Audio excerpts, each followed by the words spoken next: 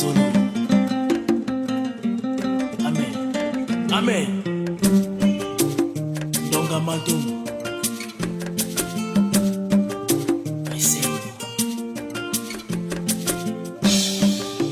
I am called Emmanuel by Ngafeeson. I was born in 1949, so I am 70 getting to 71, and I come from BA, Tala, but I would like you to know that I did not grow up completely in Mumlang. I grew up in So, and only got to Mumlang to complete my standard 6 and to get to JMBC.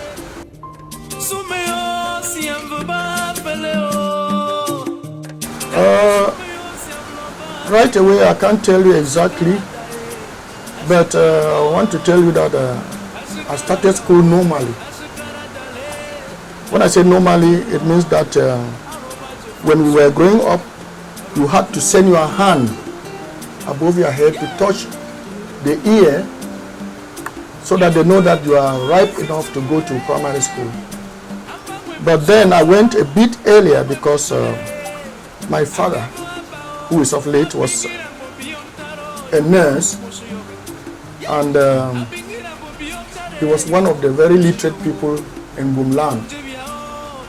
So when I was born in Warwar, Warwar is now part of Nigeria. During the plebiscite, northern Cameroon decided to join the Nigerian Federation, and that's where my father was working as a nurse. And then when he was transferred to Victoria at the time, which is called now Linde, that is where I went to school in Linde. And later on, I continued in the Presbyterian primary school in Kumbu, and then completed my standard 6 in CBC school, Wowo, in Du subdivision.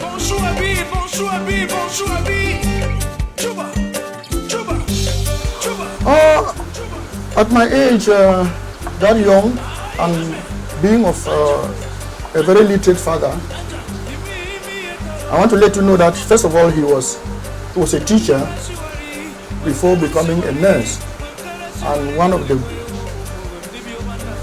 greatest things that he ever wished for his children was that we go to school. And that's why all of us, my father's children, my mother's children, we all went to school, and I think we are all doing well right now. It was a bit different.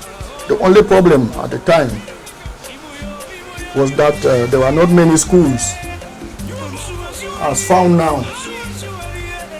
For instance, when I left Kumbu and came to Mumlang, we were staying in Sop, and I had to leave Sop and go to school in Wowo, so that I think that distance is about it should be about some 30 kilometers from Sop to Wowo, because from Sop you have to climb up to Tumbo. From Tumbo you go to, you take the short courses, then you get to Sen. From Sen before you get to Wowo. So I had to go there, stay there the whole week till Friday, and then the weekends before I get back to Sop. So that was the distance we had to cover in order to go to school.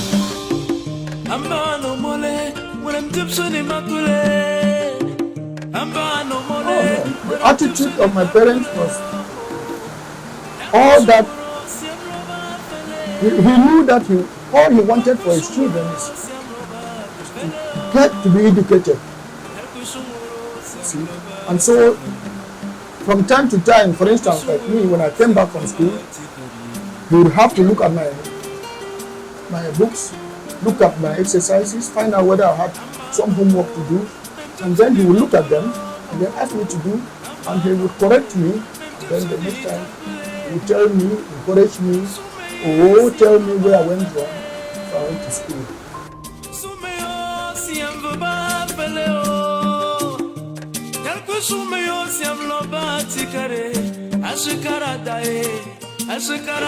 In my case, I am the first in my family, and we are 3 boys and 2 girls. There was no influence apart from that urge of educating all his children. Then that urge made him to sort of regret a bit because he fell sick too early. Because later on he was working in BBH and then fell sick, and BBH declared that they could not cure him, and so he had to go for little treatment. And that is how I found myself now trying to fend for a living and for my education.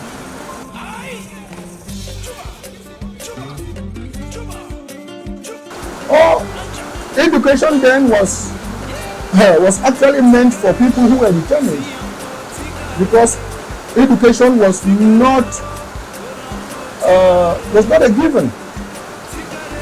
Schools were rare, and in between villages you had to go distances to go to school. For instance, let me just say, my father had to leave the land and trek by foot, and he went and completed his senior primary education in Bengi at the time. And that is how most of the people at this time had to go all of those distances. And then for their children, we have to go to schools. I don't know whether every subdivision even has schools. Look like SOP. You have to meet SOP. When I say SOP, it means that those from Java, SOP, Borong, all that, if the next school where you had to go was in Woro or in Du. So you have to be determined to go to school. You have to be encouraged to go to school, because it meant a lot of sacrifice to have an education.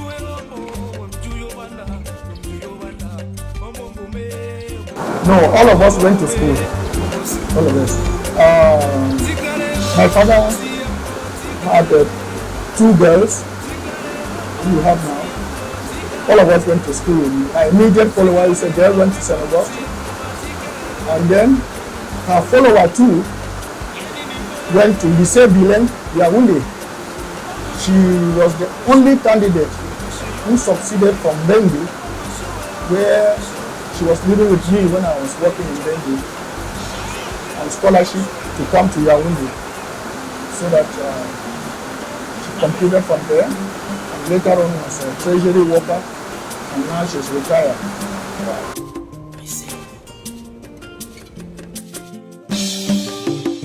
Okay, I think that at our time it was very, very interesting.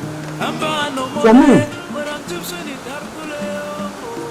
when I left, let me talk about the last year, that is standard 6, when I was already in Bumlam. We came to school and we would go and we'd have to look for homes that could accommodate us from Monday to Friday. When it is Friday, you are feeling so happy because you will now go back home. For me, on Friday, I would leave home, go through, get down to Mangu, get down to, I don't know what this village is called again, cross the river called Fort, climb the hills, and then get into a palm bush just near Sop, and I will fetch some firewood from my parents. That's the bamboos. Okay.